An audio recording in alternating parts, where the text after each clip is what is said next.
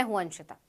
एक बात अब लगभग तय हो चुकी है कि सीमा हैदर को पाकिस्तान वापस जाना ही होगा और नहीं तो जेल जाना होगा। फिलहाल किसी भी तरह वो कानूनी तरीके से भारत में खुलकर नहीं रह सकती। उसने खूब अपने प्यार के किस्से कहानियां सुना दी, खूब सुर्खियां बटोर ली।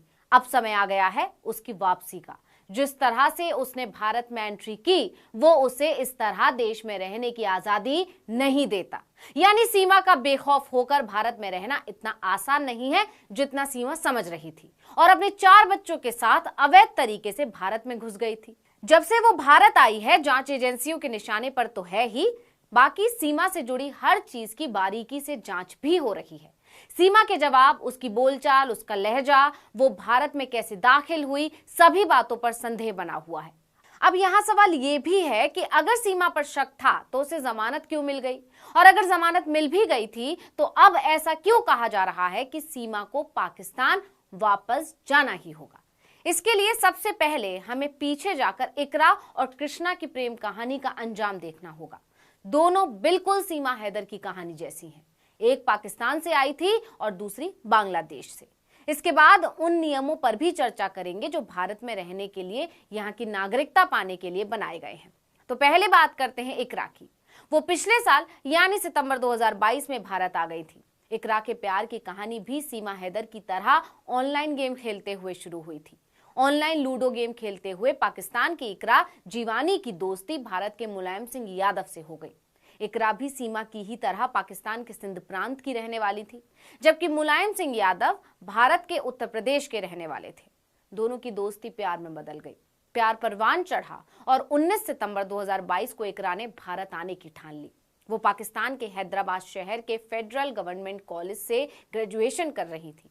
रोज की तरह वो घर से कॉलेज जाने के लिए निकली, लेकिन रोज की तरह वापस नहीं लौटी। घर वालों ने एफआईआर लिखवाई, पुलिस ने खोजबीन शुरू की, लेकिन इकरा का कुछ पता नहीं चला। 5 महीने बाद जनवरी 2023 में पता चला कि इकरा तो भारत में रह रही हैं, लेकिन यहाँ सीमा और इकरा की कहानी में अंतर आ जाता है। सीमा को शादी कराने वाले वकीलों ने पुलिस को बताया था कि वो पाकिस्तानी है, जबकि इकरा ने खुद फोन करके पाकिस्तान में अपने घर वालों को अपनी सलामती की जानकारी दी थी और बताया था कि वो भारत में है। साथ ही ये भी बताया था कि उसने मुलायम से शादी कर ली है और खुश है। यही फोन कॉल इकरा के लिए काल बन गया। पाकिस्तान फोन जाते ही भारतीय एजेंसियों ने फोन नंबर को ट्रैक करना शुरू कर दिया।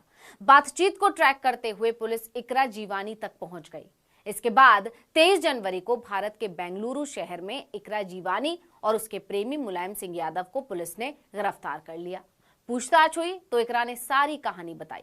बिल्कुल सीमा हैदर की ही तरह इकरा ने भी बताया था कि वो मुलायम से बेपनाह मोहब्बत करती हैं और नेपाल में उसने मंदिर में शादी कर ली है। सीमा की ही तरह दोनों नेपाल की राजधानी काठमांडू के रास्ते भारत आए। आपको बता दें कि मुलायम बेंगलुरु के बेलंदूर थाना क्षेत्र में एक प्राइवेट कंपनी में सिक्योरिटी गार्ड का काम करता था। ऐसे में इकरा उसके साथ यही एक लेबर क्वार्टर में रहने लगी। मामला खुलने के बाद इकरा ने भी भारत में रहने देने की गुहार लगाई, लेकिन उसकी कोई भी गुहार काम नहीं आई। भारत सरकार ने इकरा की गिरफ्तारी के सिर्फ 24 दिन बाद 19 फरवरी 2023 को उसे वापस पाकिस्तान भेज दिया।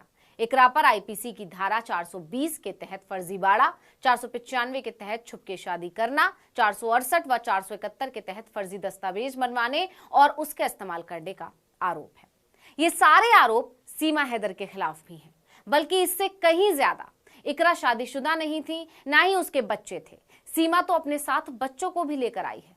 मतलब कानून की नजरों में वो भी गुनहगार हैं। सिर्फ यही एक मामला नहीं है, एक और कहानी है। इसमें भी दूसरे देश से आई लड़की को वापस जाना पड़ा था। ये मामला भी साल 2022 का ही है और इस कहानी के सामने ना तो सीमा की कहानी कहीं ठहरती है और ना ही इकरा की। ये कहानी बांग्लादेश की कृष्णा की है। फेसबुक पर उसकी दोस्ती अभीक नाम के लड़के से होती है।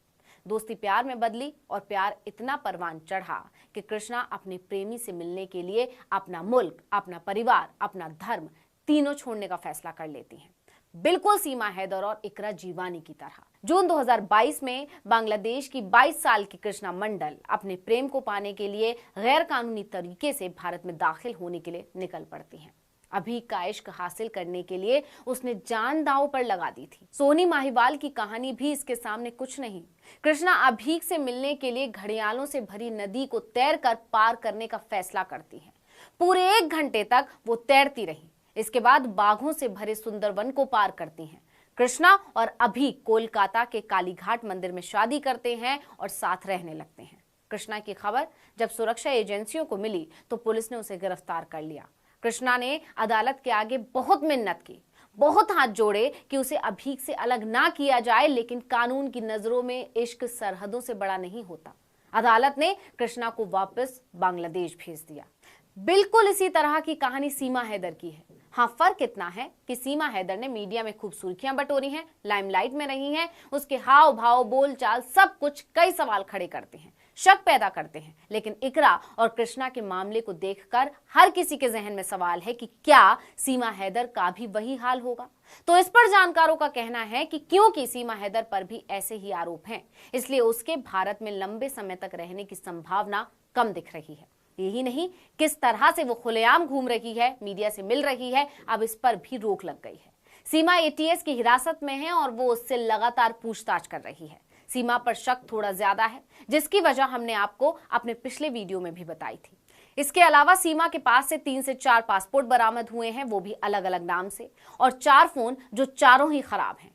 एटीएस सभी पहलुओं पर जांच कर रही है, लेकिन एटीएस ने इतनी देरी क्यों की, ये भी अपने आप में कई सवाल खड़े करती है। क्योंकि हफ्तों से सीमा मीडिया में छाई हुई थी, तब एटीएस कहां गायब थी। खैर, अब एटीएस की नींद टूटी है तो वो जांच कर रही है।